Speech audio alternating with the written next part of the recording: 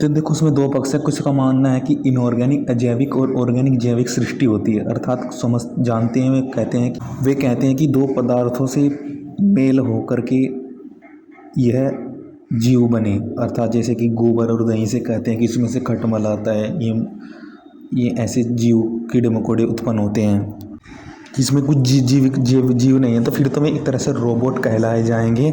उनमें ईश्वर की सत्ता जीविक रूप में विद्यमान है, तभी तो उनके गुण अन्य उनकी पीढ़ियों में पास आउट होते हैं। गुणों का मल्टीप्लिकेशन होता गया। और देखो अगर वे प्रकृति से बनते तो उनकी प्रकृति की उनमें खूबियाँ आती, तो प्रकृति से उन्हें कोई दुष्परिणाम नहीं होता, क्योंकि देखा जाता है कुछ जीव प्राकृतिक आपदाओं से बच पाते हैं और कुछ नहीं बच पाते।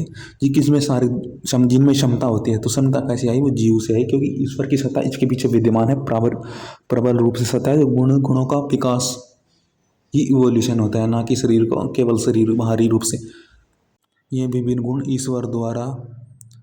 ईश्वर का ज्ञान है कि स्वाभाविक ज्ञान से उनमें पशुओं में स्वाभाविक रूप से पशुओं में ईश्वर ज्ञान देते हैं, तो ईश्वर का ज्ञान देते हैं स्वाभाविक। और तो ये व्यवस्थाओं में तो भेद है कि के लिए स्वभाव और हमारे लिए विज्ञान के लिए इतने साधन दिए कर्म करने की इत्यादि बातें, कि जीव संसार में एक से दूसरे के साथ कोऑर्डिनेशन सत्व रजस तमस किस प्रकार ये केवल एक ही काम नहीं होता, उसका इवोल्यूशन होता है।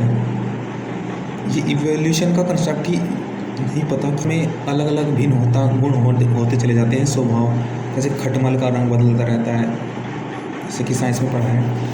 जैसे कि ईश्वर ने मन बनाया, मन के अनेकों काम है, श्रेष्ठ सोचना। जैसे कि ईश्वर ने फल बनाए, औषधियाँ बनाई, तो उनकी अनेकों काम है हमारे शरीर में अच्छी तरह स्पून लगे, सत्व से भरपूर हैं फल हमारे।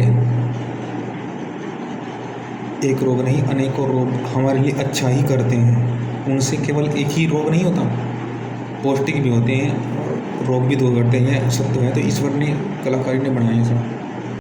जैसे कि गाड़ी का उदाहरण है, गाड़ी चलती है, उसके इंजन में मोटर में अनेकों उपकरण होते हैं। क्या केवल मोटर से चलती है वह? उसमें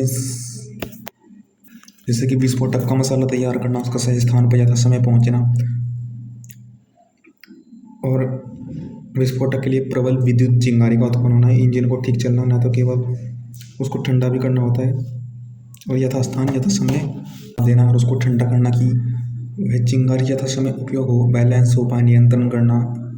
ठंड में भी कुछ गाड़ियाँ अच्छी तरह चलती है, नियंत्रण होता है। तो ये सब जैसे कि कार में कोऑर्डिनेशन है, संसार में भी एक दूसरे से कोऑर्डिनेशन है, ईश्वर के बिना नहीं हो सकता।